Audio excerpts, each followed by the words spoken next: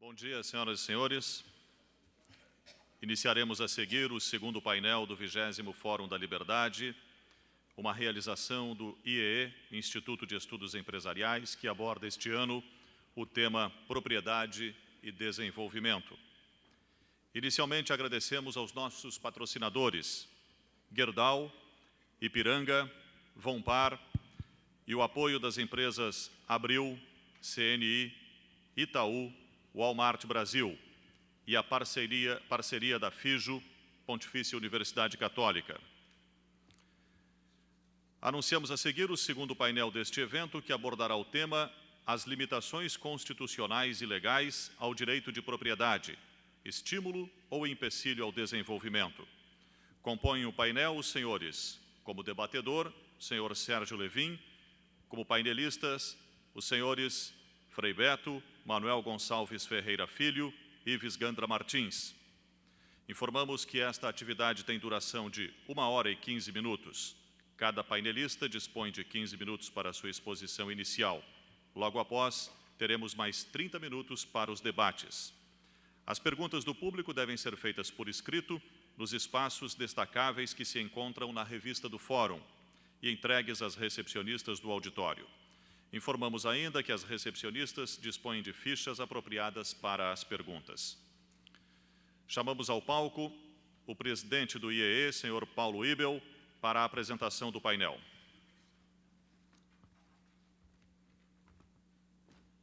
Bom dia a todos. Peço desculpas pelo atraso, em virtude do atraso do painelista Frei Beto, que já está chegando e vai compor a mesa depois. Nós escolhemos o tema Limitações Legais e Constitucionais ao Direito de Propriedade para questionar efetivamente qual é a contribuição que essas limitações têm para o desenvolvimento do nosso país. Sem dúvida, é importante questionar a função social da propriedade e seus limites, como o governo atua na carga tributária, em relação aos seus contribuintes, e como isso facilita ou emperra o nosso desenvolvimento. Sem dúvida, a contribuição dos nossos painelistas, a experiência fantástica do Dr. Manuel Gonçalves Ferreira Filho, do Dr. Ives Gandra Martins tem, vai ser muito importante para nós.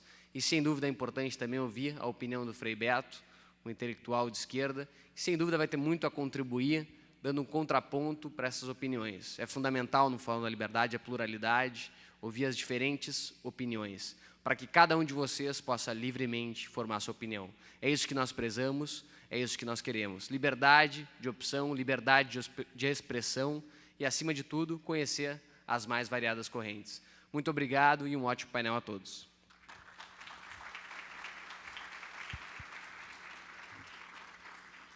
A partir deste momento, as atividades do painel serão conduzidas pelo mediador, senhor Sérgio Levin, que é advogado, sócio da Silveiro Advogados Associados, pós-graduado pela Fundação Getúlio Vargas em Direito da Empresa e da Economia, ex-presidente do Instituto de Estudos Empresariais, ex-presidente do Instituto Liberdade, membro do Conselho Superior da Associação Comercial de Porto Alegre, Federação.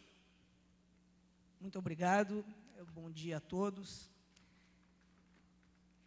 Inicialmente, eu queria agradecer à diretoria do Instituto pela distinção do convite para mediar este debate.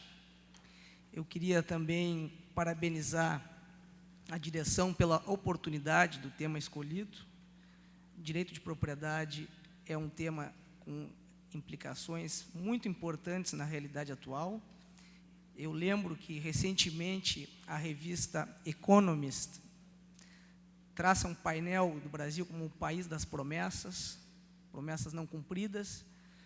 E, neste debate, talvez seja interessante questionar até que ponto as restrições legais aos direitos de propriedade existentes hoje no nosso ordenamento jurídico constituem um dos possíveis embaraços ao desenvolvimento brasileiro. Para isso, nós temos dois renomados juristas, talvez duas das maiores expressões jurídicas do país, e temos um contraponto importante, que é do Frei Beto também, que infelizmente ainda não pôde chegar, o seu jatinho teve problemas, mas ele está a caminho. Então, nosso tema, basicamente, se centra na questão jurídica. O direito de propriedade ele vem sofrendo restrições ao longo do século XX, e essas restrições se refletem nas constituições não só do nosso país, como de vários países ocidentais. É notável como as constituições brasileiras do século XX, elas, de alguma maneira, elas vêm restringindo o direito de propriedade, ao ponto de hoje a Constituição de 88 trazer uma série de aspectos controvertidos, né, que seria de imensa valia discutirmos hoje aqui, sob o ponto de vista constitucional e infraconstitucional também. Eu vejo o professor Ives aqui, não me contenho, gostaria de lhe ouvir, professor, depois, sobre até que ponto a carga tributária que hoje temos no país já não configura uma restrição quase insuportável ao direito de propriedade. Se os instrumentos colocados à disposição do fisco hoje, como a quebra quase indiscriminada de sigilo fiscal, sigilo bancário, como a possibilidade quase ampla e restrita de quebra da personalidade jurídica para atingir diretamente os bens dos sócios, na sua pessoa física. Eu vejo o professor Manuel Gonçalves, um emérito constitucionalista, ele perguntaria até que ponto fizemos certo ao atribuir ao juiz de primeiro grau a possibilidade também de declarar uma propriedade privada como passivo de desapropriação, se isso não deveria estar restrito a um tribunal constitucional. Questões da mais alta indagação, que eu gostaria, então, de começar o painel para poder ouvir os senhores. Eu, desde logo, então, passo a palavra ao professor Manuel, que é, vou ler o currículo brevemente, um dos maiores constitucionalistas brasileiros. Graduou-se pela Faculdade de Direito da USP, em 57, doutor pela Universidade de Paris, é professor titular aposentado de Direito Constitucional da USP. Além disso, é doutor honoris causa pela Faculdade de Direito de Lisboa. Com 19 livros publicados, Ferreira Filho é saudado como uma referência no âmbito do direito constitucional.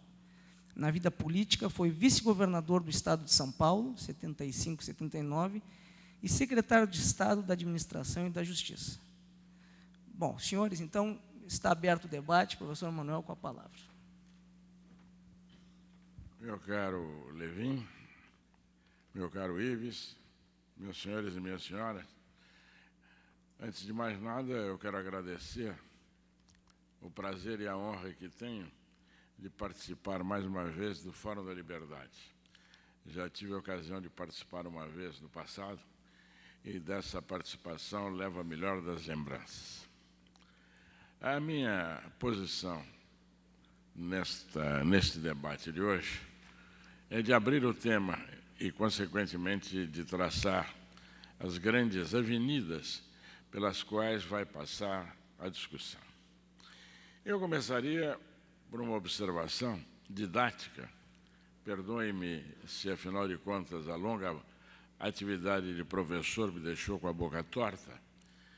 Eu começaria com uma observação didática que, em matéria de direito constitucional, nós podemos encarar o direito de propriedade de dois ângulos. Um ângulo é o direito de propriedade como um dos direitos fundamentais. E o outro ângulo, que é evidentemente ligado com este, mas pode ser considerado à parte, é o do direito de propriedade como peça fundamental da chamada Constituição Econômica, ou seja, da ordenação prevista na Constituição para a economia. Examinemos o primeiro aspecto. O direito de propriedade é um direito reconhecido como direito fundamental. Isto já está nas declarações mais antigas, por exemplo, na Declaração Francesa de 1789, a qual qualifica o direito de propriedade de inviolável e sagrado, como está em todas as constituições brasileiras, inclusive na Constituição de 1988, como está na Declaração Universal dos Direitos do Homem, editada pela ONU em 1948. Essa concordância é significativa porque ela mostra que, em diferentes épocas, diferentes pensamentos chegaram à mesma conclusão sobre o fato de que o direito de propriedade é uma das emanações da eminente dignidade da pessoa humana.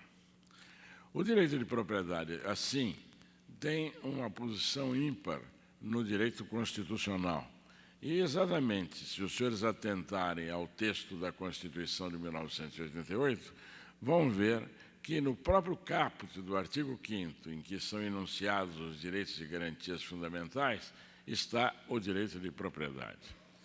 Esse direito de propriedade é um direito garantido pela própria Constituição, que, na verdade, estabelece condições estritas para a perda da propriedade. Com efeito, a Constituição prevê que a propriedade só pode ser perdida por meio de uma expropriação com prévia e justa indenização.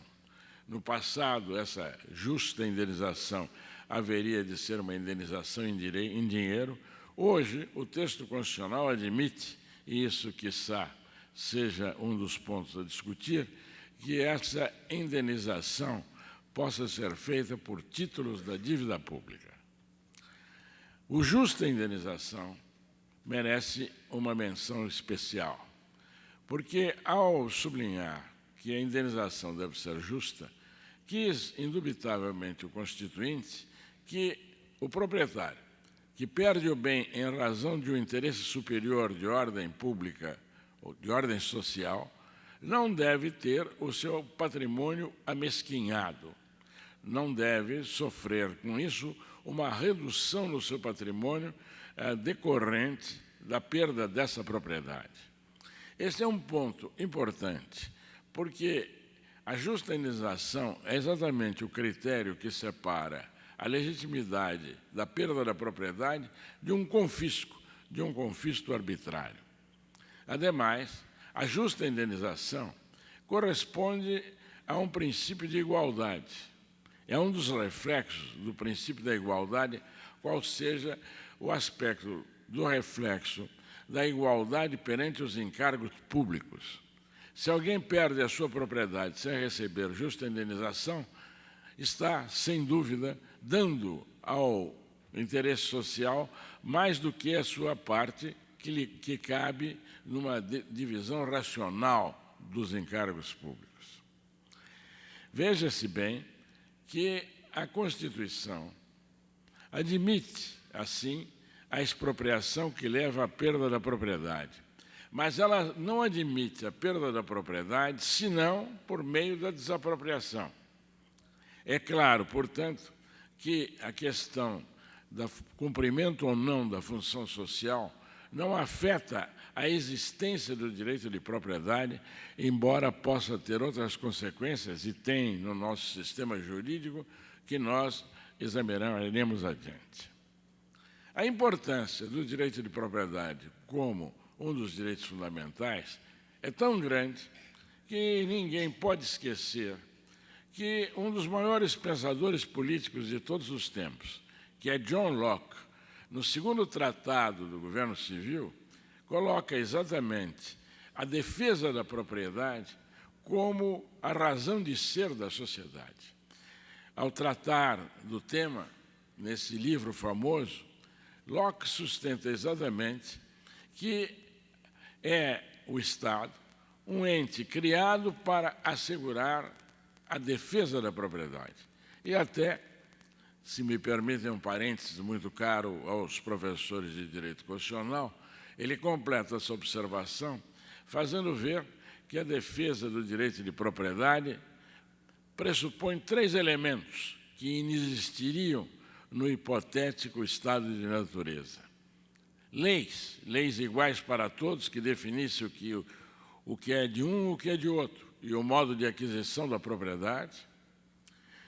Juízes imparciais que dirimissem os litígios acerca da propriedade, aplicando essas leis, e uma força organizada, força esta que levaria à imposição do direito de propriedade ou à restauração do direito de propriedade se este houvesse sido violado.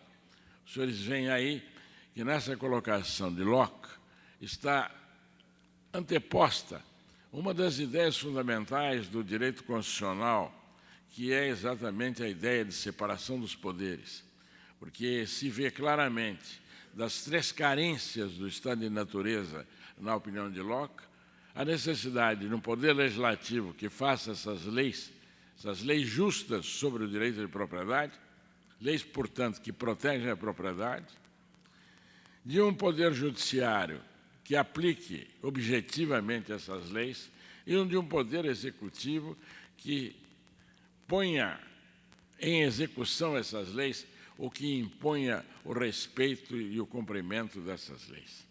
Assim, o direito de propriedade, para o pensamento liberal, porque Locke é um dos grandes pensadores do liberalismo, é chave para a própria organização da ordem política.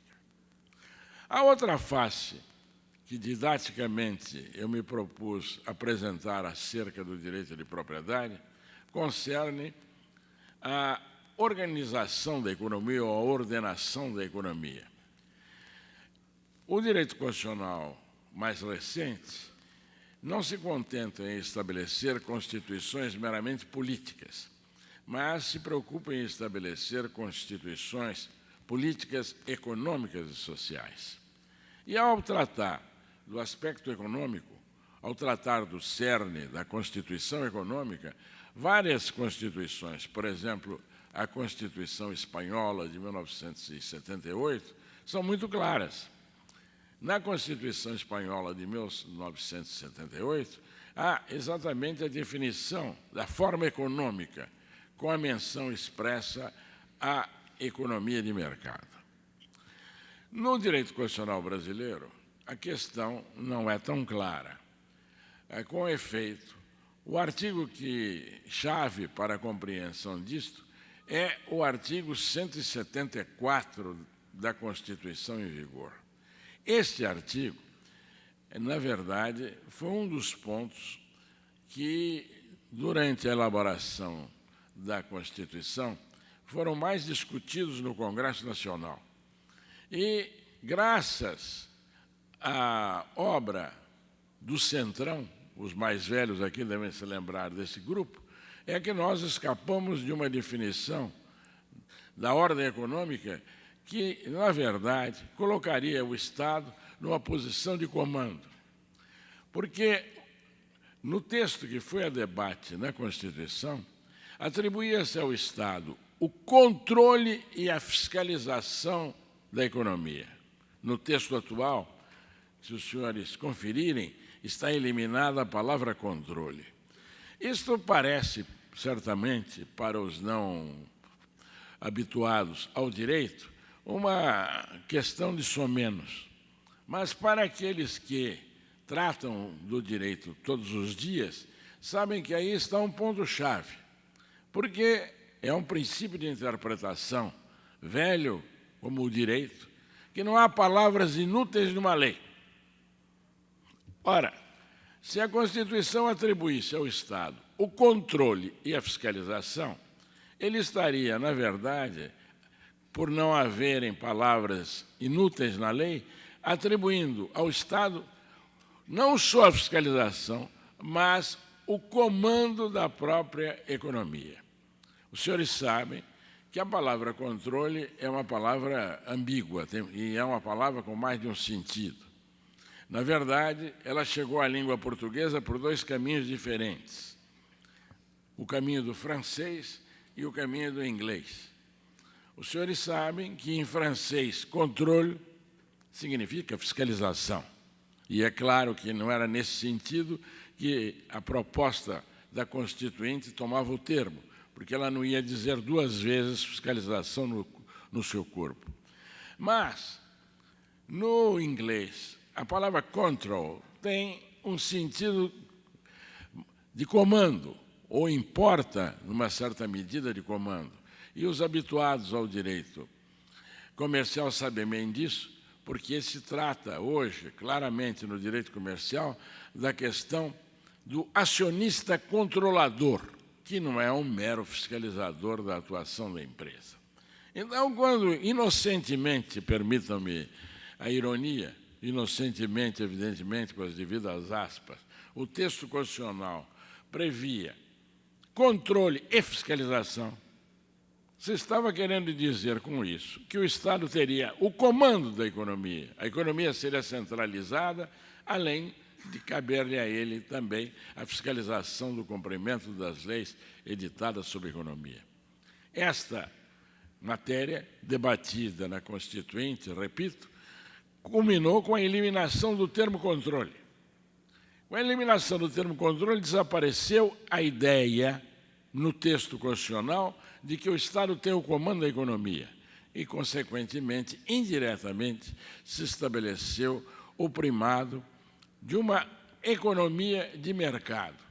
De uma economia de mercado que não exclui, é certo, uma fiscalização por parte do Estado e uma intervenção esporádica por parte do Estado. Ora, se esse é um aspecto básico da ordenação econômica da Constituição brasileira, um outro elemento importante é, evidentemente, a referência à propriedade privada.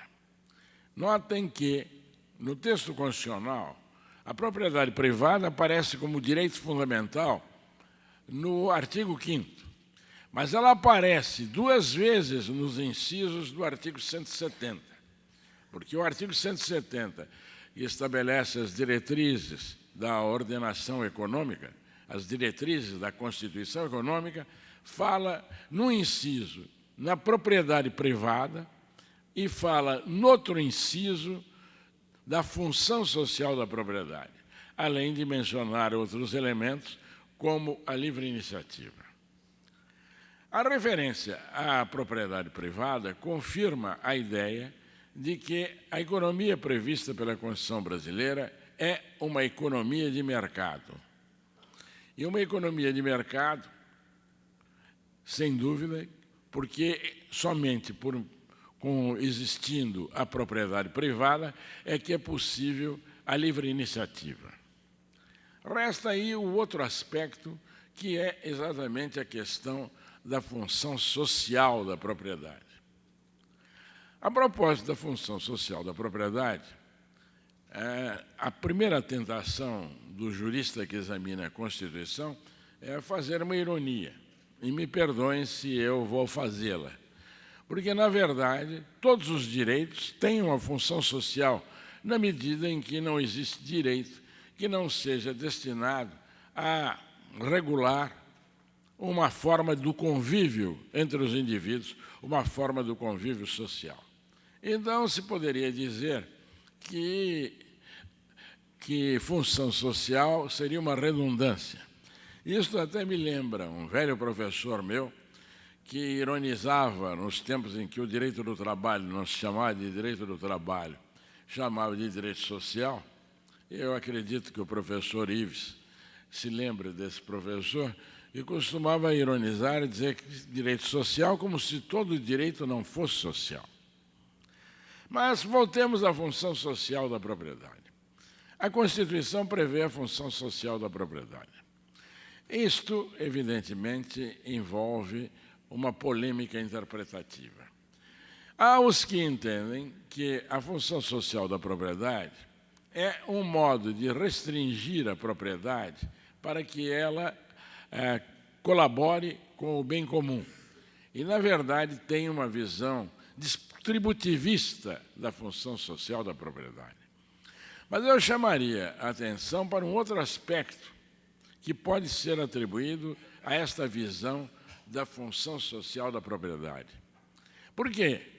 A função social da propriedade como elemento da ordenação econômica é exatamente a de propiciar o desenvolvimento, a de atuar para a criação de novas riquezas e, consequentemente, preparar no presente o bem-estar das gerações futuras. Eu não inventei essa colocação e trago o seu autor a este auditório, um autor que até teve, numa determinada época, não sei se ainda hoje, uma profunda influência no pensamento desenvolvido nesse Estado, que é exatamente uma ideia esta vinda de Augusto Comte. Comte sustenta que a propriedade tem uma função social, porque ela seria o modo pelo qual uma geração acumularia o capital para propiciar o bem-estar das gerações futuras. Assim, tratar da função social da propriedade envolve uma ponderação daquilo que se deseja com o exercício dessa função social. Agora, um último ponto merece ser sublinhado. E esse último ponto concerne exatamente a regulação da função social da propriedade. Diga-se de passagem que a nossa Constituição fez a tentativa de definir a função social da propriedade. E vale ler o texto para conhecimento daqueles que não estão afeitos ao direito, para que todos se apercebam de como, às vezes, o Constituinte, querendo clarificar uma questão, a obscurece em particular. Se os senhores abrirem a Constituição brasileira de 1988, no artigo 186, vão ler a seguinte pérola: a função social é cumprida quando a propriedade rural atende simultaneamente, segundo critérios e graus de exigência estabelecidos em lei, aos seguintes requisitos. Primeiro, aproveitamento racional e adequado. Segundo, utilização adequada dos recursos naturais disponíveis e preservação do meio ambiente. Terceiro, observância das disposições que regulam as relações de trabalho. Quarto, exploração que favoreça o bem-estar dos proprietários e dos trabalhadores. Os senhores veem que o texto mistura, como se dizia antigamente, alhos e bugalhos. E o texto se esquece exatamente do aspecto que me parece primordial, que a grande função da propriedade é propiciar a criação de riqueza e, portanto, propiciar o desenvolvimento. E não estou eu inventando, porque os senhores sabem que um dos critérios pelos quais a legislação procura aferir a função social da propriedade é exatamente um critério econômico, que é o critério da produtividade. Claro que isto envolve toda uma outra elaboração que certamente será levantada na discussão. Eu chamo a atenção dos senhores sobre todos esses aspectos para concluir com uma observação. O texto constitucional, embora ambíguo e complexo, tem uma referência importante, que é a de que os critérios e modos pelos quais se há de aferir o cumprimento da função social devam estar estabelecidos na lei. Na lei. Insisto nisso e insisto, porque isto tem uma significação jurídica e política importante. A significação jurídica decorre de adotar o direito brasileiro como o direito moderno de todo o Ocidente, o Estado de Direito. E o primeiro princípio do Estado de Direito, o princípio-chave do Estado de Direito, é o princípio de que ninguém está obrigado a fazer ou deixar de fazer alguma coisa senão em virtude de lei. Assim, é a lei que condiciona a atuação do Poder Executivo, mas é também a lei que condiciona a atuação do Poder Judiciário. Então, indo à conclusão concreta e prática, o Poder Judiciário não pode se abalançar a concretizar a função social, como não pode se abalançar a concretizar qualquer norma jurídica, passando por cima da lei ou ignorando a lei. E isso não é apenas um princípio jurídico decorrente do Estado de Direito. Isso é um princípio político decorrente da própria democracia. Porque na democracia o povo se governa, ou deve governar-se. Na verdade, ele se governa por meio dos representantes que ele escolhe, por meio de eleição. Assim, querer a democracia significa não aceitar que representante não eleito fale em nome do povo. Ora, isto que eu corroboro com a menção ao artigo 1º, parágrafo 1º da Constituição, parágrafo único da Constituição, isto que eu corroboro com esse texto, que é muito claro, no qual é dito que todo o poder emana do povo, que o exerce por meio de representantes eleitos ou diretamente nos termos da Constituição, mostra, mais uma vez, que, se nós admitirmos que um poder composto por figuras, sem dúvida, respeitáveis e ilustres, mas que não foram eleitas pelo povo, não pode governar. Estará usurpando um poder que, na democracia, não lhe compete. Eu acredito que, com esse panorama sumário e descritivo dos aspectos principais que envolve a questão da limitação do direito de propriedade, particularmente a definição da função social, eu fiz a adequada introdução para aquilo que se seguirá com as exposições de outros mais sábios do que eu. Muito obrigado.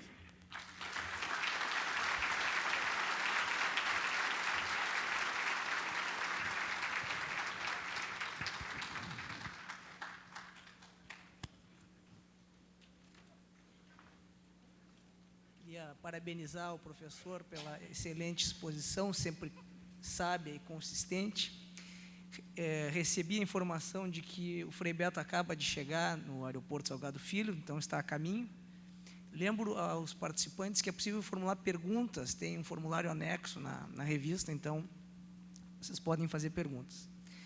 Eu, de imediato, passo a palavra ao professor Ives Gandra, jurista com reconhecimento internacional, bacharel em Direito pela USP, doutor em Direito pela Universidade Mackenzie, advogado e professor, possui um extenso currículo acadêmico, lecionando em diversas instituições de ensino superior. Publicou mais de 40 livros individualmente e mais de 3.000 artigos nos principais jornais brasileiros e do exterior. Professor Ives, por favor.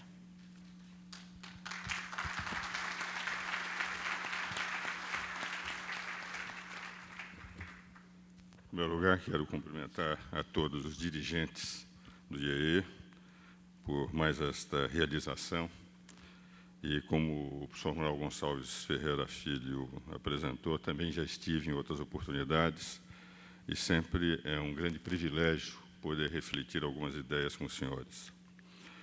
Em segundo lugar, quero cumprimentar meu queridíssimo amigo, Dr. Jorge Gerdau, a quem o Brasil muito deve, e eu estou absolutamente convencido que o Brasil chegou ao nível do patamar de economia em que estamos, fundamentalmente com a contribuição extraordinária de Jorge Gerdau, razão pela qual esse fórum, que tem nele um permanente inspirador, não poderia eu deixar de cumprimentá-lo, como também grande admirador que sou. E quero agradecer ao professor Manuel Gonçalves Ferreira Filho, meu contemporâneo da Faculdade de São Francisco, e fomos coautores de muitos livros e muitas participações, porque ele economizou 15 minutos da minha palestra. Na verdade, tudo o que ele disse eu concordo. Gênero, número e caso, não há divergência nenhuma, e considero que, didaticamente, como sempre acontece com tudo aquilo que ele escreve e com as suas conferências, ele apresentou claramente, nitidamente, delineou, balizou o que está na Constituição. O que me permite entrar já na instigação do Dr. Sérgio sobre a propriedade, sobre a carga tributária e sobre o desrespeito ao direito à propriedade, feitas não só por governo, como por movimentos privados. Mas antes eu gostaria de lembrar 2 pontos. 2 prêmios Nobel de Economia, Ronald Coase e Douglas North, eles sempre disseram que uma economia só progride, um país só progride, a economia de mercado só existe se houver instituições jurídicas estáveis. E as instituições jurídicas estáveis em matéria de economia necessitam, fundamentalmente, de respeito ao contrato e à propriedade. Sem respeito ao contrato, sem respeito à propriedade, sem instituições tranquilas, sólidas, juridicamente estáveis, não se fazem investimentos que deem tranquilidade para um país progredir. Porque na instabilidade ninguém investe, e as taxas de risco crescem de tal ordem que faz com que um país tenha que pagar um preço muito elevado para poder ter qualquer tipo de investimento. Essa é a razão pela qual a nossa Constituição, com muita pertinência dos nossos constituintes, embora às vezes com algumas impropriedades, como essa do artigo 186, que diz que se o proprietário não cuidar do seu bem-estar, ele pode ter a sua propriedade desapropriada. Apesar disso, não só o artigo 174, mas a colocação da livre concorrência e da livre economia de mercado faz com que a nossa economia de mercado e os nossos balizamentos constitucionais estejam garantidos, desde que os nossos legisladores compreendam que a Constituição tem que ser interpretada de acordo com aquilo que escrito está e não com a vontade dos intérpretes. Há um aspecto interessante, e já entro no campo tributário. Os três grandes modelos constitucionais da modernidade, não falo das constituições sociais do México e da Alemanha, mas o modelo inglês, o modelo americano e o modelo francês, isto é, o modelo inglês de 1215, o modelo americano de 1776, o modelo francês de 1791, todos os três modelos foram conformados à luz de revoluções tributárias. Os barões ingleses de 1214 não concordavam com o excesso de pressão e com a intranquilidade da sua propriedade sendo tomada pelo tesouro, pela coroa. E a Revolução levou a Magna Carta Baronorum, a estabelecimento de regras que João Sem Terra foi obrigado a aceitar, porque perdeu a guerra com os barões, nos quais se garantia, pelo princípio da anterioridade, pelo princípio da anualidade, que todo ano teria que ser discutido com os barões aquilo que deveria ser os recursos para o Tesouro e aquilo que seria o direito de garantia de propriedade dos barões. E daí, efetivamente, o modelo inglês, que depois se aperfeiçoa com as duas declarações de direitos do século XVII, inclusive com a segunda, que deu início ao parlamentarismo inglês, é um modelo de equilíbrio absoluto entre o Estado e o povo, entre o governo e a sociedade. O modelo americano, que começa também com uma revolução tributária. Por que as colônias se rebelam contra a coroa inglesa? Por excesso de aumento de tributação das leis Townsend. Outro movimento revolucionário contra o excesso de tributação, que levou à liberdade e à independência dos Estados Unidos, a discussão até 1787 da Constituição americana, e essa Constituição americana de 1787 é uma Constituição em que povo e governo pensam num valor maior que a pátria americana. E o modelo francês de 1791, que começa em 1789, é um modelo em que, efetivamente, o excesso de tributação de Luís XVI sobre o povo francês levou a uma revolta que ele não conseguiu segurar.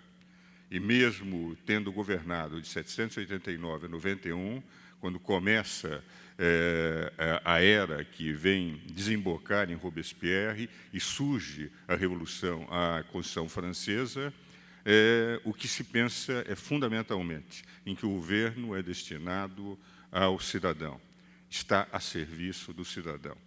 Três modelos constitucionais que influenciam todo o constitucionalismo moderno, três modelos constitucionais que surgem de revoluções tributárias, três modelos em que se pretende preservar fundamentalmente a propriedade.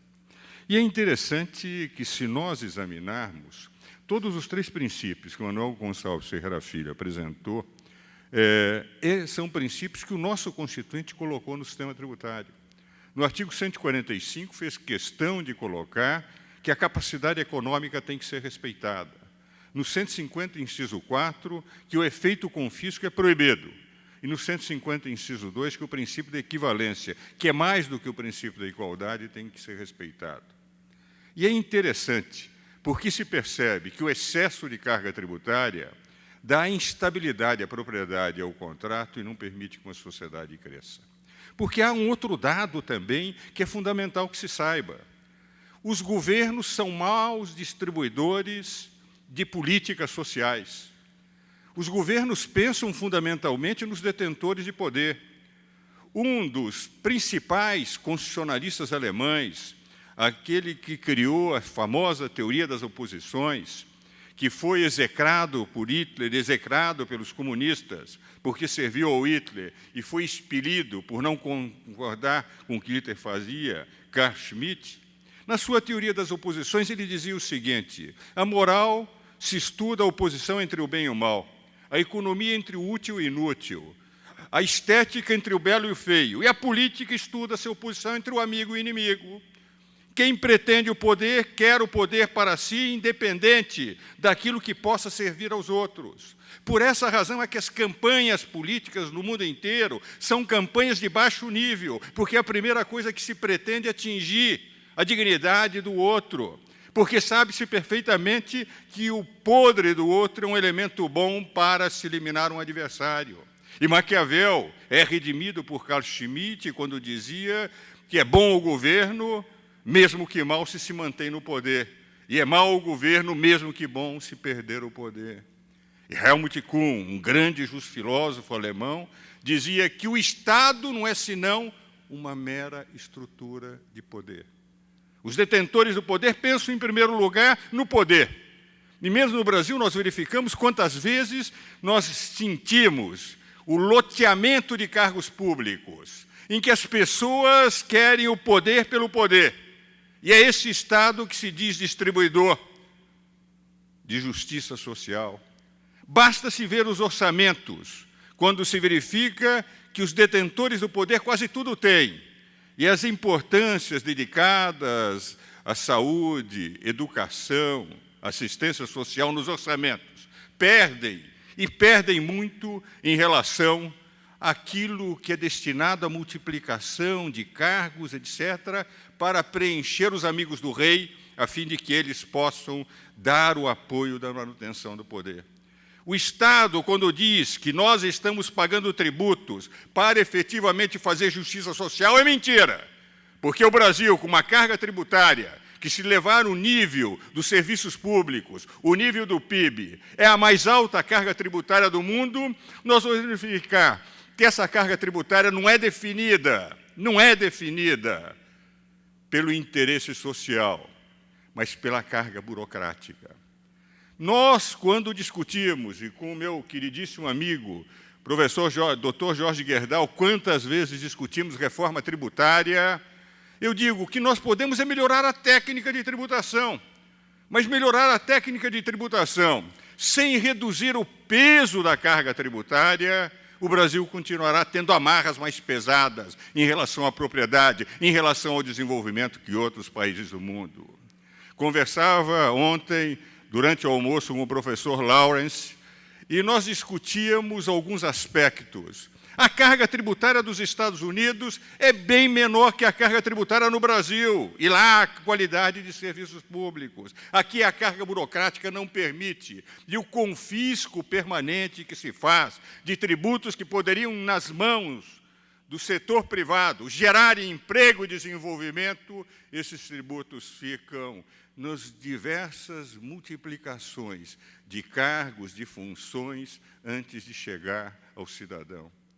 Por essa razão, no Brasil, uma reforma tributária teria que formar com uma reforma administrativa. Única forma de valorização da propriedade. Em outras palavras, o que condiciona a elevada carga tributária do Brasil é a carga burocrática. Se nós não equacionarmos o problema da carga burocrática, continuaremos com dificuldades no crescimento. Para, entretanto, ficar dentro dos 900 segundos que foram outorgados generosamente pela mesa, eu quero entrar no terceiro assunto que me parece fundamental e muito bem colocado pelo professor Manuel Gonçalves. Quem lê Platão, há 4 diálogos que eu considero fundamentais: Eutifron, Apologia, Crito e Fedon. São os 4 relacionados ao julgamento de Sócrates. Em Eutifron, Sócrates prevê que vai ser julgado e que haverá um processo contra ele. Em Apologia, ele se defende. Em Fedon, ele fala sobre a morte. Mas é em Crito que eu sinto o que representa o verdadeiro espírito democrático. Sócrates poderia não ter se submetido aos julgamentos da cidade de Atenas. Sócrates, entretanto, resolveu se submeter à lei. E quando resolveu se submeter à lei, se defendeu na certeza de que ele não seria condenado. Quando foi condenado, os próprios julgadores queriam que ele fugisse, porque sabiam que a condenação tinha sido injusta. E Crito vai levar ao Sócrates a possibilidade de fugir da prisão e assim evitar a morte. E Sócrates responde da seguinte forma: eu poderia não ter me submeti. Estou com a consciência absolutamente tranquila de que o que eu fiz em nada afetou a cidade. Nunca desviei os jovens da sua formação. Mas no momento em que eu me submeti às leis da minha cidade, eu tenho que cumpri-la até o final. O que diriam de mim se, dizendo que eu sempre defendi a lei, a esta altura viesse fugir e todos pudessem dizer: Sócrates não lecionou aquilo que sentia, porque se ele realmente fosse coerente, ele iria até a morte. Por essa razão, eu quero que vocês me deixem para que possa enfrentar a morte com a tranquilidade de quem sempre viveu com tranquilidade. As palavras não são exatamente essas, mas o sentido é este da parte final do diálogo de Crito. Por que eu digo isso? Porque nós estamos num regime democrático. Tudo o que se pode fazer tem que se fazer dentro da lei. Nós temos poderes constituídos, nós, sociedades, podemos pressionar. Nós estamos aqui, neste fórum, procurando teses e ideias para levar aos poderes constituídos. O que nós não podemos dizer é o seguinte: sempre que a lei não me agrada, eu vou desobedecê-la. Nós não podemos dizer que a lei não é para ser cumprida, que a propriedade, quando ela tem que ser invadida, ela é invadida porque essa é uma forma de se protestar.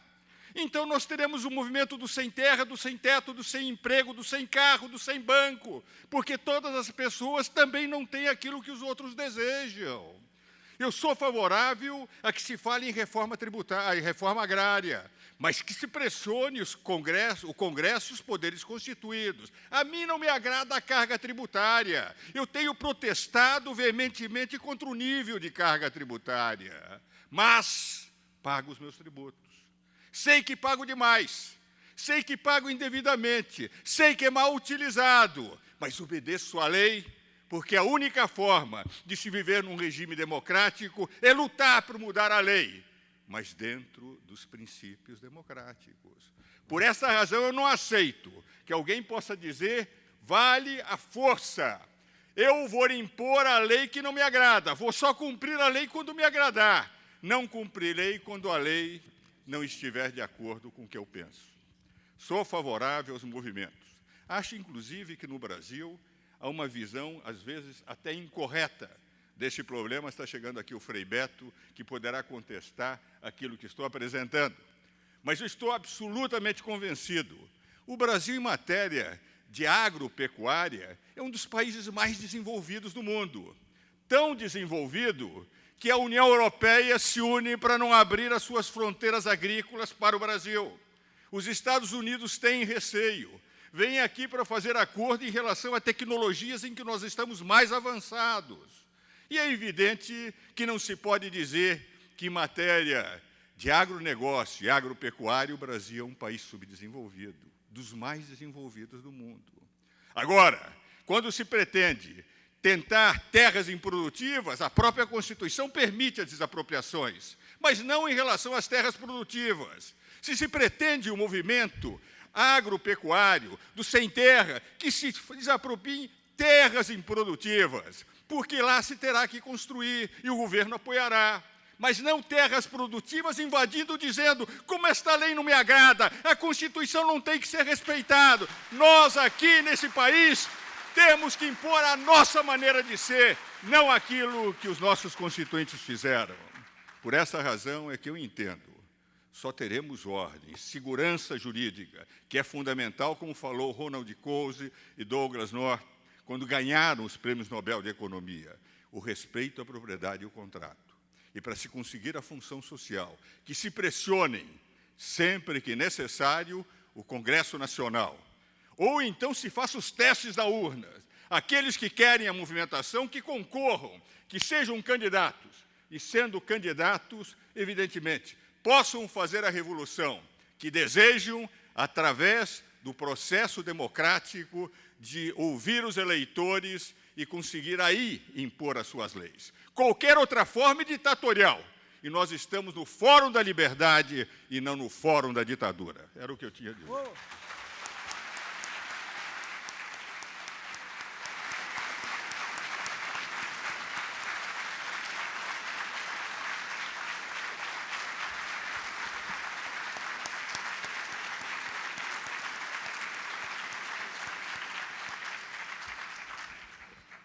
Bem, professor, a reação do público demonstra bem a admiração pelas suas palavras, sempre candente, como é de seu feitio, parabenizo muito. E temos, então, agora o Frei Beto, que acaba de chegar, autor de 53 livros editados no Brasil e no exterior. Frei Beto nasceu em Belo Horizonte, estudou jornalismo, antropologia, filosofia e teologia. Frade dominicano e escritor, ganhou diversos prêmios literários, além de condecorações pelo seu trabalho realizado junto aos movimentos sociais. Frei Beto, a palavra está à sua disposição, depois nós vamos abrir para o debate. Bem, quase boa tarde a todos e a todas. Por sorte e por graças a Deus me foi possível chegar aqui. E queria primeiro agradecer ao IEE por esse honroso convite desse Fórum da Liberdade.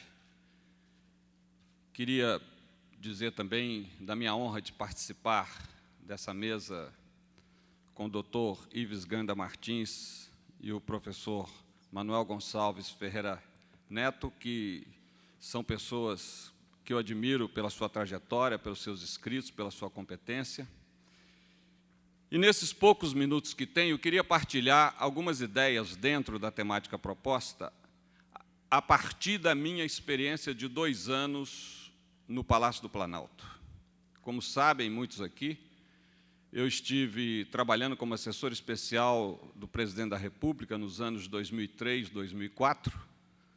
Ainda hoje me perguntam por que razão deixei o governo, e eu sempre lembro dos meus 4 anos de prisão, razão pela qual eu não vim ontem para cá, porque foi a pré-estreia de um filme que trata desses anos de prisão, O Batismo de Sangue, no Rio de Janeiro, e como autor do livro eu tinha que estar presente.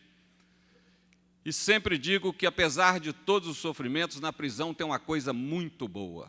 A gente pode falar mal do governo sem o perigo de ser preso. E se tem uma coisa ruim, quando se faz parte do governo, é que não se pode falar mal dele. Tem que fazer de conta que tudo vai muito bem. Ora, uma série de preconceitos que eu carreguei para dentro do Palácio do Planalto, felizmente, me foi possível revê-los. Entre eles, uma certa antinomia que existe entre esses 3 setores indevidamente qualificados de primeiro setor, segundo setor e terceiro setor, devia ser o inverso, né? Quem conhece, desde os filósofos gregos, a obra de Montaigne e Montesquieu, sabe que o chamado terceiro setor é o primeiro. Primeiro vem a sociedade humana em busca das suas condições de sobrevivência, tendo em vista o princípio número 1 né, bem situado por Aristóteles, que é a busca da felicidade. O que fez São Tomás de Aquino, que navegou nas águas de Aristóteles, a reconhecer que mesmo quando nós cometemos o mal, estamos buscando a felicidade. Em geral, a própria, não a do outro. Porque se pensássemos na do outro, e se pensássemos no nosso dever de aceitar, inclusive, sacrifícios à própria felicidade para que outros sejam felizes, como fez Jesus e tantas pessoas, a humanidade não seria tão desigual como se encontra hoje, né? Nós tivemos ontem os dados do Banco Mundial mostrando que 2 bilhões e 600 milhões de pessoas vivem ainda hoje abaixo da linha da pobreza, ou seja, com uma renda diária de, no máximo, $2. Não podemos dizer que esse é o melhor do mundo, a não ser para nós que tivemos a sorte de ser premiados na loteria biológica. Nenhum de nós nessa sala escolheu nem a família, nem a classe social que nasceu. Isso não deveria significar, na minha consciência, um privilégio, mas um dever social, uma dívida social para com aqueles que não tiveram a mesma sorte. Ora, a disputa entre Estado, empreendedores, empresários e sociedade civil é uma disputa inútil, que só desgasta os nossos propósitos de criar uma nação e uma humanidade melhores. Na verdade, o que acontece hoje? A divisão republicana estabelecida pelo Montesquieu, judiciário, executivo e legislativo, que tinha como princípio fiscalizar e regular os limites do outro, porque todo poder tende ao absolutismo, a menos que encontre diante de si outro poder. Isso vale desde as relações de gênero, as relações internas numa empresa, as relações entre Estados. Quer dizer, os limites do poder são sempre estabelecidos por um outro poder, pela alteridade de poderes. E, historicamente, esses 3 poderes acabaram se cumpliciando, e muitas vezes em detrimento da sociedade civil. Ora, felizmente, a sociedade civil, que até então era considerada uma massa amorfa, vem, nas últimas décadas, assumindo a sua consciência de cidadania. E as pessoas jurídicas, no caso as empresas, de responsabilidade social. Ora, todas as vezes que nós temos o excesso do Estado, nós temos o totalitarismo. Todas as vezes que nós temos o excesso da sociedade, nós temos o anarquismo, e todas as vezes que nós temos o excesso dos empreendedores, nós temos o corporativismo. No Planalto, eu percebia muito claro que muitas pessoas, tanto empresários quanto movimentos sociais, cometiam o erro de considerar o governo uma grande vaca que deveria ter uma teta para cada boca. E as pessoas iam ao executivo em busca da sua teta, não pensando na sociedade, num projeto Brasil, num projeto de sociedade, nada disso, pensando nos seus próprios interesses corporativos, com uma falha. Levavam a sua pauta de reivindicações, mas não levavam o mais importante, políticas públicas elaboradas. O dia que a sociedade civil brasileira, o dia que as empresas, os sindicatos, as associações, as federações, enfim, as várias células de organização da sociedade civil, se convencerem de que elas são capazes de elaborar políticas públicas, a relação com o governo será diferente. Porque hoje, infelizmente, o governo tem uma enorme dificuldade de estabelecer metas a longo prazo, talvez devido a esse fenômeno da globalização, em que o fluxo de informações é extremamente ativo, e nós temos, em geral, governos, tanto municipais, estaduais ou da União, trabalhando permanentemente no varejo e não no atacado, correndo atrás do prejuízo, sem metas estabelecidas, sem projeto de nação, sem visão a longo prazo histórica de como queremos construir essa nação. Vamos pegar um exemplo. Todos os países da Ásia que saíram da miséria depois da Segunda Guerra Mundial o conseguiram porque investiram de 8% a 12% na educação. O Brasil, teoricamente, investe hoje 4,1% do PIB na educação. Teoricamente, porque na prática é menos de 4%. Pessoalmente, eu não acredito que o Brasil tenha futuro sem investir nos seus recursos humanos, sem investir na sua população. E não acredito que os pacotes educacionais propostos pelo governo tenham um bom resultado se crianças e adolescentes não ficarem de 6 a 8 horas por dia na escola. Ou seja, fora disso, nós teremos o atraso, a delinquência, a evasão escolar, um verniz de educação numa nação que ficará sempre dentro do quadro da globalização como não só periférica, mas também excludente. Então, nesses poucos minutos, a minha preocupação é isso. Se nós queremos pensar na questão da propriedade, na questão das leis da função social, há que se estabelecer uma nova consciência do pacto entre governo, empresas e sociedade civil. Primeiro, partindo da premissa de que não são entes competitivos, mas, por princípio, deveriam ser entes associativos. Segundo, que entre eles nenhum queira excluir o outro, nenhum queira absorver o outro. Não faz sentido dizer que o governo é mais importante que a sociedade civil ou que as empresas podem substituir o governo. Não.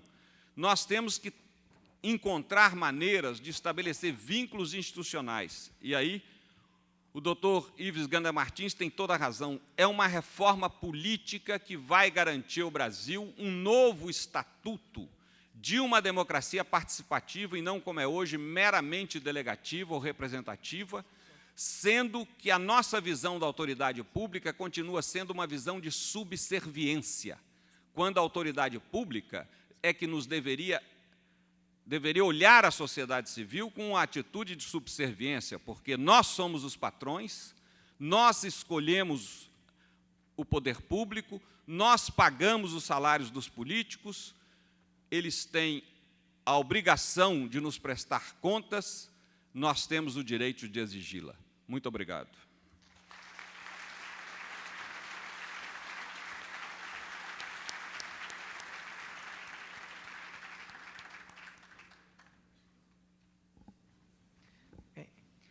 Agradeço as palavras do Frei Beto.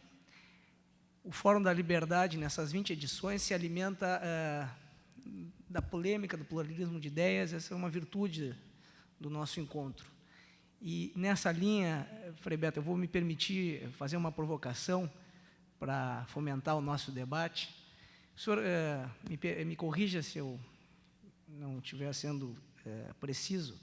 O senhor referiu: excesso de governo é igual a totalitarismo, excesso de sociedade é igual a anarquia e excesso de empreendedores é igual a corporativismo. E eu me permitiria dizer que concordo, excesso de governo é totalitarismo, o que temos, por exemplo, com Chávez, hoje na Venezuela, que quer ser dono de tudo, até mesmo dos órgãos de imprensa que não concordam com ele. E aí um ponto importante, né? Sem propriedade privada nem democracia nós temos, porque quando o governo é dono de tudo, ninguém pode discordar. Mas eu discordo quando o senhor diz que excesso de sociedade é igual a anarquia. Talvez excesso de sociedade seja igual a pluralidade.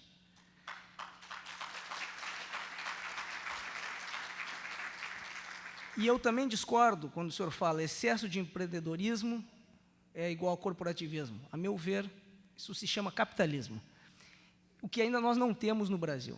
Então, eu gostaria, eu acho que realmente o corporativismo é fruto de uma ação governamental tentacular, né, que faz com que os empresários tenham que se aproximar do governo para poder sobreviver, né, talvez por uma carga tributária gigante, como nós temos, né, e, por fim, também, a questão da educação, investimento em capital humano, é fantástica a ideia. O nosso problema, talvez, hoje, seja a falta de um gerenciamento adequado e também os recursos sendo drenados para a burocracia, os recursos acabam ficando na burocracia. Eu queria que o senhor comentasse isso e ensejasse também ao professor Ives e ao professor Manuel que pudessem ficar um pouco nesse tema, que eu acho que é de interesse da nossa plateia.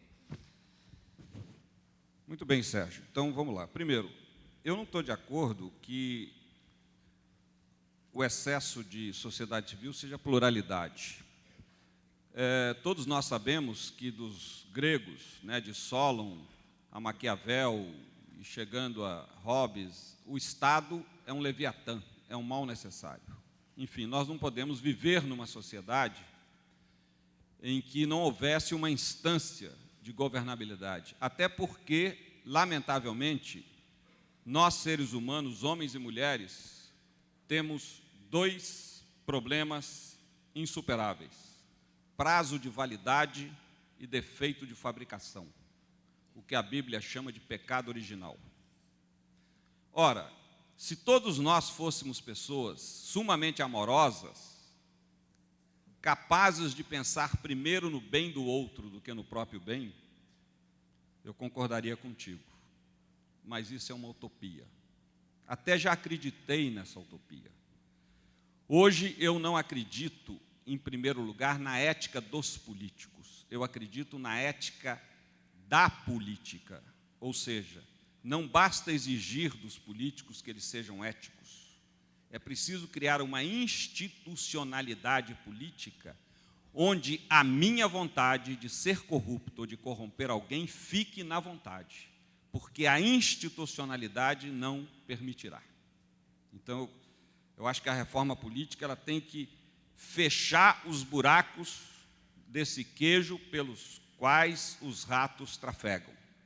Se nós não tivermos isso, é ingenuidade nossa pensar que vamos ter políticos éticos. Não, porque o ser humano é sempre sujeito a tentações, até o próprio Jesus. Só que todos nós costumamos ceder a elas, o que não aconteceu com Jesus. Segundo, também não concordo com o que você falou bem, então isso seria, dos empreendedores, seria a sociedade capitalista. Não, eu acho que a sociedade capitalista, primeiro, esse nome devia nos envergonhar. Uma sociedade onde o capital tem proeminência sobre o social, né? Eu hoje prefiro falar em sociedade solidária, em sociedade onde os bens estejam não só em função dos direitos individuais, mas também coadunando com os direitos sociais e comunitários. Eu costumo dizer o seguinte: felizmente o socialismo faliu, mas o capitalismo também. Para 2/3 da humanidade, segundo os dados publicados ontem na imprensa pelo Banco Mundial, o capitalismo não deu certo. Então, não posso dizer que é uma maravilha. Eu quero um projeto de sociedade que dê certo para todos. Daí a minha dificuldade de aceitar esse modelo, aliás, né? A minha dificuldade de aceitar esse modelo que temos hoje como globalização. Não, o que nós temos é a globocolonização, que é a imposição ao planeta de um modelo de sociedade que é o anglo-saxônico. Eu gostaria, de fato, que alcançássemos aquele objetivo proposto pelo Papa João Paulo II da globalização da solidariedade. Aí sim, nós teríamos um novo patamar civilizatório. Pois não. Em primeiro lugar, quero dizer o seguinte: eu vim aqui preparado para um debate com o Frei Beto e, embora tenhamos divergências, eu nunca pensei que tivéssemos tantas convergências. A primeira delas, indiscutivelmente, é em matéria de educação. A Coreia, desde 1961-62, começou a aplicar em 6% do PIB e hoje aplica em torno de 8%. Nós, com 4,1%, Manuel Gonçalves e eu, como professores do Frei Beto, nós sabemos como, efetivamente, essa baixa aplicação de recursos em nível de PIB tem prejudicado o Brasil. Então, nisso, a convergência é total.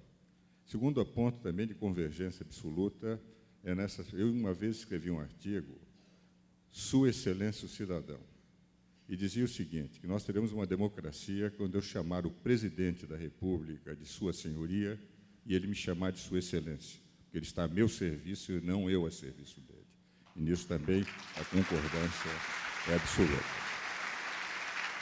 Agora, em relação ao capitalismo, eu tenho a impressão que a própria formação do capitalismo, ele teve um período da teoria de Adam Smith no século XIX, a própria violência, o crescimento da economia americana, decorrente muitas vezes de um capitalismo selvagem, levou a própria sociedade a encontrar mecanismos. E hoje o que nós vemos nas leis antitrust no mundo inteiro, desde a lei Sheraton, o Clayton Act, etc., hoje nós temos mecanismos de evitar a abusividade da utilização selvagem. Mesmo o CAD, com poucos instrumentos, ele tem exercido uma função de não permissão de formação de grupos, etc. Mas também estou convencido naquilo que o Aznar disse ontem, que, efetivamente, nós encontramos a melhor forma de se chegar à solidariedade, a melhor forma de, efetivamente, um país desenvolver é através das empresas e dos empregos. Eu entendo que o papel do trabalhador é tão grande quanto o do empresário, mas o empresário é aquele que tem esta visão de levar à frente. E um país em que se tem direitos e não se tem empregos, eu preferia ter mais empregos e menos direitos, até porque o próprio Aznar mostrou que, quando havia muitos direitos na Espanha, eles continuavam com 25% de desemprego. Quando eles fizeram a flexibilização dos direitos trabalhistas e geraram emprego, a evolução foi tão grande que a Espanha chegou até a ser a 8ª economia do mundo, porque o empreendedorismo leva, os empresários levam, quando têm liberdade e não são cerceados pelo governo, efetivamente, a gerar empregos e desenvolvimento. Agora, eu estou absolutamente de acordo num ponto, e por essa razão eu entendo que, efetivamente, o papel do empresário, do empreendedor, é fundamental no desenvolvimento da economia, e a liberdade depende muito dessa liberdade de iniciativa e de livre competitividade. Agora, se nós não tivermos aquilo que o Frei Beto colocou, uma ética de política, já que os políticos não têm ética, e essa é uma realidade que nós encontramos em todos, Carl Schmitt, Helmut Kohl, Maquiavel, todos os autores, Hart, John Rawls, etc., se nós não pensarmos em criar mecanismos institucionais para impor a ética da política, para evitar que o político sem ética possa ter liberdade total, portanto, um cerceamento da falta de ética do político, colocando-se a ética na política e nas leis que regem o sistema político, nós continuaremos a ver o que vimos nas CPIs de 2005, de 2006, no loteamento de cargos de 2007 e a volta de todos aqueles que não foram pesquisados nem investigados em profundidade pela Polícia Federal e continuam sendo os donos de Brasília, a Versailles do século XXI no Brasil, a Versailles de Luís XVI no século XXI, que parece que Brasília se transforma. Por isso, nesse ponto, eu também entendo que a ética da política exige reformulações institucionais para que cerceie pela lei a que os políticos sem ética possam exercer a sua política sem ética numa democracia como é o Brasil. Era o que eu tinha a dizer.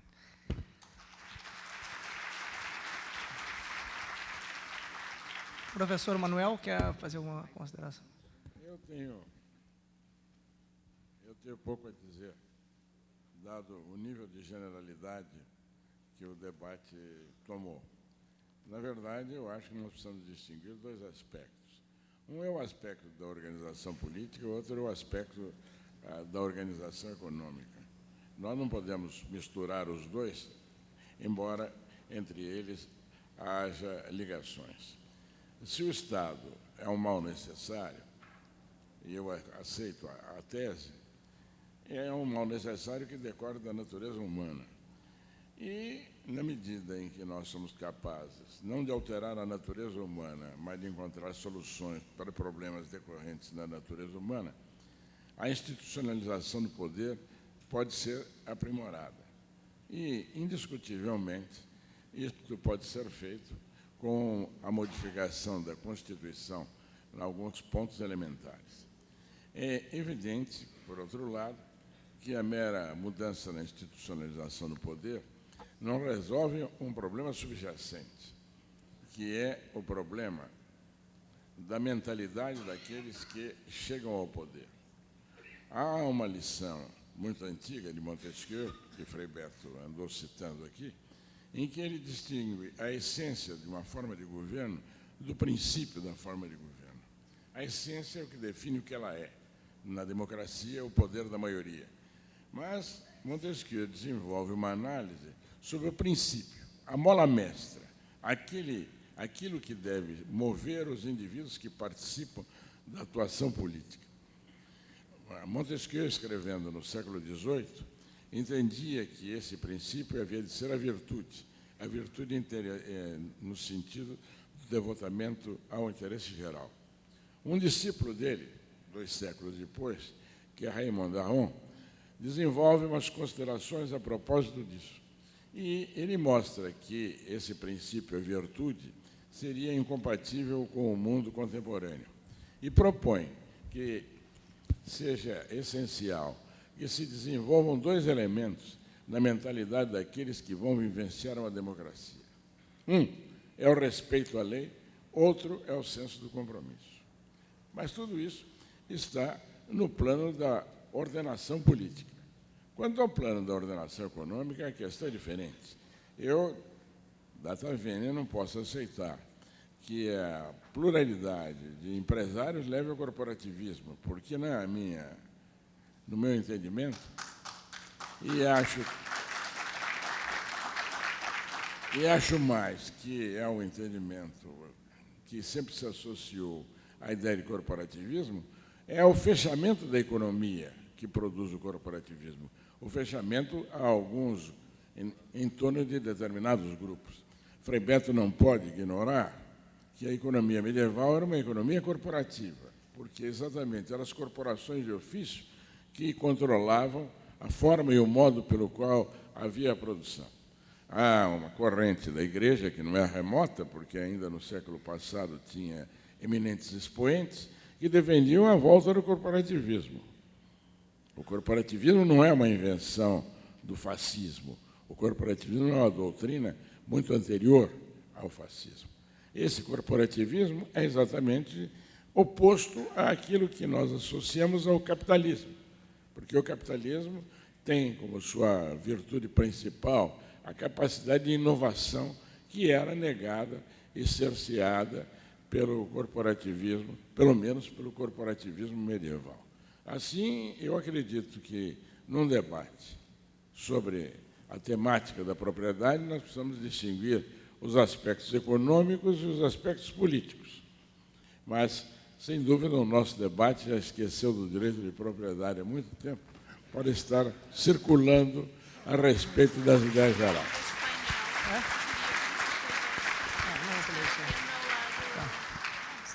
Eu queria só lembrar o seguinte, quando falou o Manuel Gonçalves de Montesquieu, é interessante que o espírito das leis, ele aproveitou muito das lições de Locke sobre a sociedade civil inglesa, mas o interessante é a afirmação do Montesquieu, quando ele diz o seguinte: por que é necessária a tripartição dos poderes? E ele declara no livro dele, é necessário que o poder controle o poder, porque o homem não é confiável no poder. Esse é o problema. O poder controlar o poder, a lei controlar, porque, infelizmente, a nossa natureza humana, quando tem o poder, ele efetivamente nem sempre exerce como deve. Ao contrário, a história da humanidade tem demonstrado que o poder sem limites, ele termina sendo excessivo. E Lord Acton, que foi um notável escritor inglês, filósofo, pensador, mas a frase que o notabilizou foi aquela: o poder corrompe, e o poder absoluto corrompe absolutamente. Vou fazer algumas perguntas da plateia, essa é dirigida ao Frei Beto.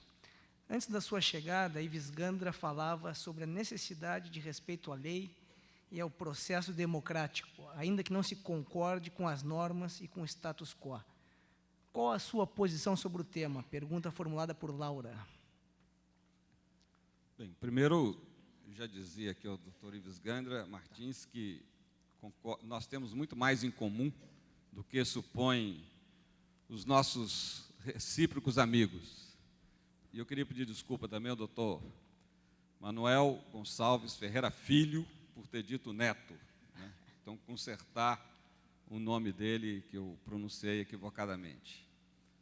Ora, eu acredito o seguinte, não basta, numa sociedade, ter leis justas e corretas. Se assim fosse, né, a própria Constituição de 88, que é considerada a de mais âmbito social, nós não viveríamos num país que teve, em 2006, foram mortas no Iraque 38 mil pessoas. No Brasil, por violência urbana, 43.800 pessoas. E hoje, na Zero Hora, tem um outro dado publicado pelo Washington Post. Nos últimos 10 anos, o número de crianças mortas em guerra é inferior ao número de crianças mortas no Brasil em decorrência da violência urbana. E termino com esse dado. Entre as cidades de Rio e São Paulo, há 2.300.000 jovens que não terminaram o ensino fundamental, entre 14 e 24 anos. Eles se encontram nessa faixa de idade. 80% dos assassinos vêm desse contingente, 80% dos assassinados também. Por isso, Sérgio, me permite, eu quero voltar ao tema da educação. E hoje eu estou dando todo o meu apoio a um projeto que eu considero muito importante, que chama-se Todos pela Educação, e que é um projeto que eu acho que todas as empresas, todos os empreendedores deveriam abraçar, não esperar que o governo faça. É aquilo que eu disse. A sociedade civil tem que aprender a elaborar políticas públicas. Aliás, diga-se de passagem que alguns deputados e senadores agradecem a Deus a hora que a política pública chega elaborada. Ou porque eles não têm competência, ou porque não têm suficiente interesse, ou porque não têm assessoria em condições de prepará-la. Então, aqueles que chegam a Brasília com a política pública elaborada, é meio caminho andado. Infelizmente, a gente vai pedir e não propor. E pedir é quase cair no vazio, porque os membros do nosso governo, dos 3 poderes, não têm suficiente tempo para dar conta das próprias tarefas precípuas da sua atividade, quanto mais de estabelecer um projeto de nação e um projeto e um balaio, uma cesta de políticas públicas. Daí que eu queria voltar. Eu acredito, sim, que um processo democrático só é assegurado por leis, por instituições e por mecanismos de mediação que permitam esse entrelaçamento entre Estado, empreendedores e sociedade civil. Enquanto não chegarmos a isso, nós teremos um querendo excluir ou absorver o outro, um querendo negar o valor, a instância, o papel do outro na construção de um processo civilizatório mais humano. Obrigado. Voltando à posição do Frei Beto, professor Ives, a respeito da vergonha do termo capitalismo, eu gostaria de entrar um pouco mais a fundo nisso. Eu lhe perguntaria, com a carga tributária que temos hoje, com a propriedade privada ainda não sendo respeitada como deveria, eu lembro uma pesquisa que o Instituto Liberdade ajudou a construir, que mostra o Brasil na rabeira dos países que respeitam a propriedade privada, 41ª colocação entre 70 países pesquisados, com a intervenção governamental, com a falta de abertura ainda no comércio internacional, etc. Será, professor, que nós podemos realmente considerar o Brasil uma economia de mercado livre? Será que nós não estamos tomando como defeito do capitalismo justamente aquilo que não o caracteriza? Veja o seguinte, Sérgio. Em primeiro lugar, eu entendo que na Constituição, muitas vezes de forma canhesta, eu participei nas audiências públicas que deram início aos debates na Constituição, da ordem econômica. Aliás, o painel era a subcomissão era presidida pelo deputado Delfim Neto. E expus que a única forma de desenvolvimento, todos os países que se desenvolveram no mundo se desenvolveram com economias de mercado. No século XIX, com uma certa selvageria, depois os mecanismos de combate ao abuso do poder econômico, e hoje todo mundo, inclusive a União Europeia, tem mecanismos de combate. E que era fundamental, e a Constituinte colocou. O artigo 170 da Constituição, incisos 2 e 4, fazem menção à livre concorrência, à livre iniciativa. Livre concorrência, nunca houve esse termo nas constituições anteriores. O 174, que fez menção, o professor Manuel Gonçalves Ferreira Filho, faz menção que o planejamento econômico é obrigatório para o setor público, mas apenas indicativo para o setor privado. E o 170, parágrafo único, declara claramente que é uma liberdade absoluta de se fazer a sociedade que se bem entender. O Estado não pode impedir que se faça, a não ser em matéria de capacitação. Uma sociedade de advogados só pode ter advogados, de médicos só médicos, e não pessoas não qualificadas. Por essa razão, por exemplo, quando eu vejo esse debate da emenda 3, é um debate, eu diria, próprio de quem gosta de filmes de Spielberg. São efeitos especiais que estão apresentando sobre uma realidade que está na Constituição, está no artigo 129. E o que se pretende? Não, isso vai atingir direitos trabalhistas. Não, é o direito de liberdade, de livre associação, e as empresas podem fazer. Eu estou convencido, no Brasil, entende, que uma das grandes amarras que nós temos no desenvolvimento é o peso da carga tributária. A carga tributária média dos países emergentes está em torno de 20%. Os três concorrentes maiores nos emergentes do Brasil, que são China, Rússia e Índia, estão em torno de 20%. Os Estados Unidos, ontem eu discutia com o professor Lawrence durante o almoço, está com uma carga tributária de 30% do PIB. O Japão, segunda economia do mundo, tem uma carga tributária de 29%. E o Brasil só reduziu a carga tributária porque, no recálculo do PIB, nós resolvemos considerar incorporado todos os tributos indiretos. Não é que o PIB aumentou, é que se calculou no PIB os tributos indiretos que compõem. E como aumentou, a tributação passou a representar um elemento componente do PIB, a carga reduziu porque os tributos indiretos foram acrescentados no valor total do PIB, mas também reduziu o quê? O investimento, porque aumentando os tributos, aumentando o PIB, os investimentos que continuaram o mesmo nos cálculos anteriores também caíram, o que tornou mais dramático. Então, o que eu entendo? Nós temos mecanismos constitucionais, temos princípios constitucionais. O professor Manuel Gonçalves Ferreira Filho tem um livro excelente sobre a Constituição econômica, o que vale dizer, com imperfeições, lá estão.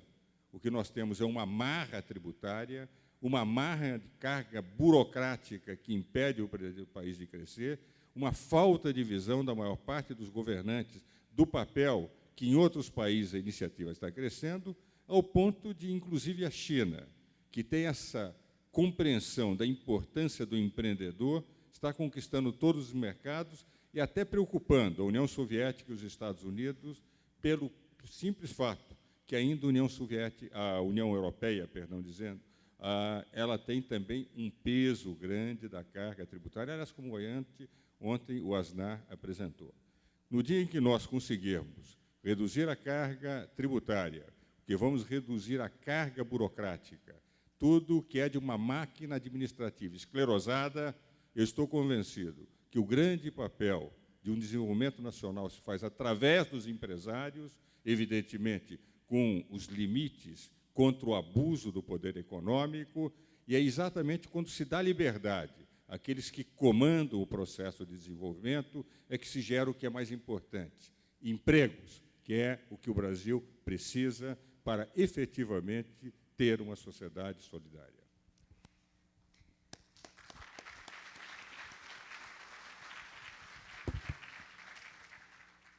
Professor Manuel, voluntarismo legal, Estado de Direito. Eu gostaria de uma palavra sua sobre o direito alternativo e sobre de que forma ele pode constituir uma ameaça hoje ao nosso Estado democrático de direito.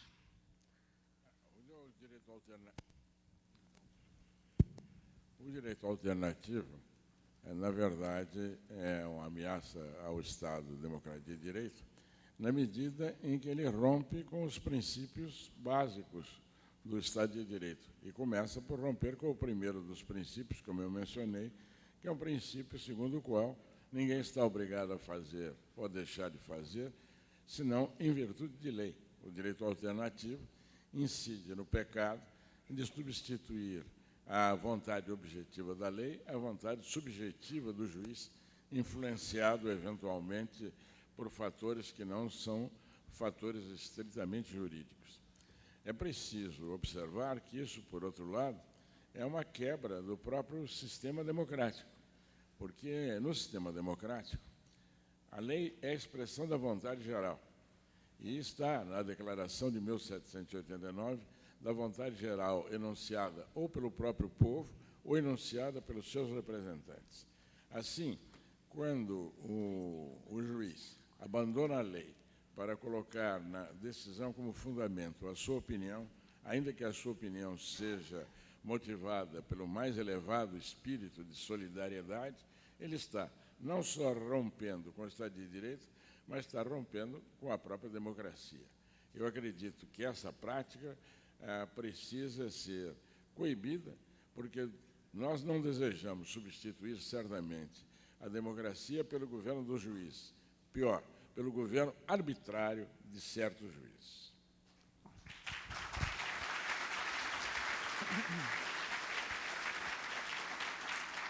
Bom, eu devo encerrar o painel, porque esgotou o tempo, mas são inúmeras as perguntas que me chegaram da plateia, né, o que mostra que as discussões provocaram intensa agitação em todos. Eu vou encaminhar depois aos palestrantes as perguntas, mas eu queria deixar registrada a minha satisfação em mediar esse encontro. Aprendi muito, acho que todos aprenderam, e a democracia se nutre do debate de ideias e também das divergências. Acho que hoje nós avançamos, né, e só posso, então, em nome do Instituto de Estudos Empresariais, agradecer muito aos senhores conferencistas que abrilhantaram a 20ª edição do Fórum da Liberdade. Muito obrigado. Bom dia a todos.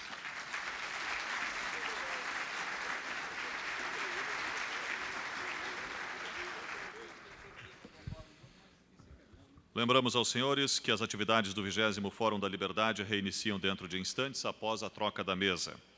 Informamos ainda que a partir das 12h15 teremos a sessão de autógrafos no estande do IEE com os seguintes autores: Alejandro Pena Esclusa, Jorge Monteiro, Denis Rosenfield, Rodrigo Constantino. Também estão à disposição dos senhores os livros do painelista Frei Beto, à venda ao lado da secretaria na saída deste auditório. Informamos que o auditório dispõe de acesso à internet via Wi-Fi. As senhas para liberação podem ser retiradas no balcão localizado ao lado da secretaria próxima à Mostra Cultural. Lembramos aos associados do Instituto de Estudos Empresariais que hoje, a partir das 12h30, será feita a foto oficial da 20ª edição do Fórum nas escadarias próximas ao pórtico de acesso ao evento. O Instituto Liberdade, em parceria com o IEE, está lançando o Índice de Liberdade Econômica durante o 20º Fórum da Liberdade. Informamos ainda que haverá uma coletiva de imprensa na sala de imprensa hoje às 17 horas. E, por fim, lembramos aos senhores que na retirada do certificado deverá ser entregue a pesquisa de avaliação que consta na revista do Fórum.